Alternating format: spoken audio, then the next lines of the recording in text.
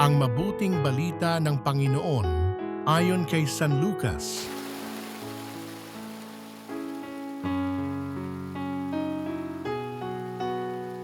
Nang araw ding iyon, ang dalawa sa mga alagad ay patungo sa isang nayong tinatawag na Emmaus, may 11 kilometro ang layo sa Jerusalem.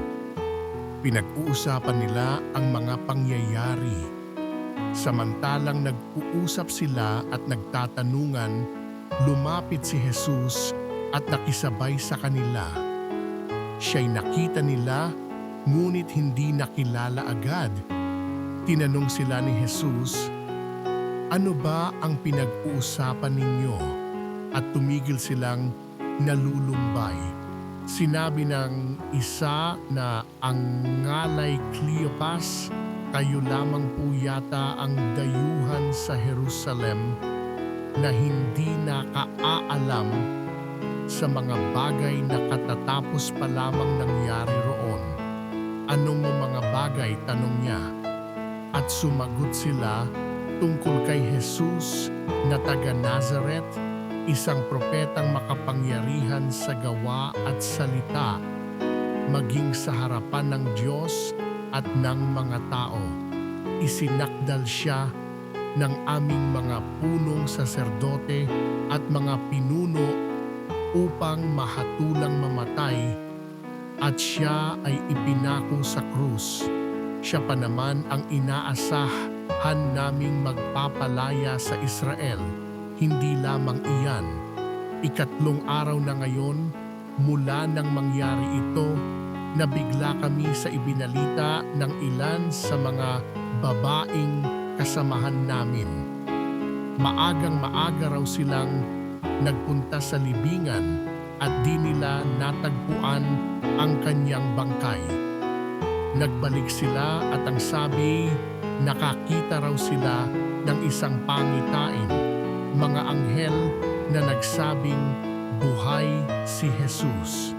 Pumunta rin sa libingan ang ilan sa mga kasama namin at gayon nga ang natagpuan nila, ngunit hindi nila nakita si Jesus.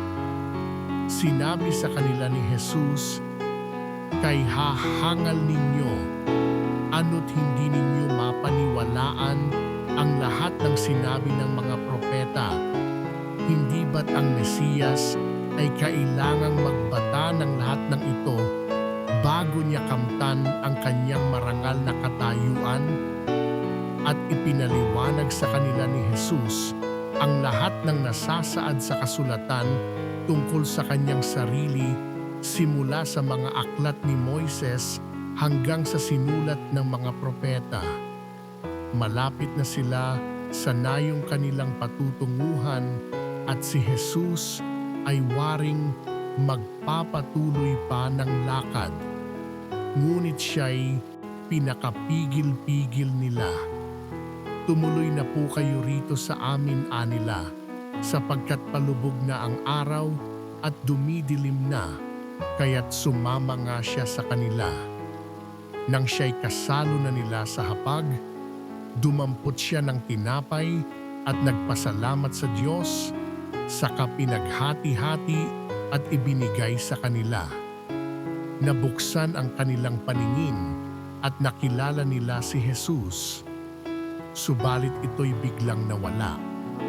At nawika nila, "Kaya pala gayon ang pakiramdam natin habang tayo'y kinakausap sa daan at ipinapaliwanag sa atin ang mga kasulatan." Noon di tumindig sila at nagbalik sa Jerusalem. Naratnan nilang nagkakatipon ang 11 at ang ibang mga kasama nila na nag-uusap-usap, muli ngang nabuhay ang Panginoon, napakita kay Simon.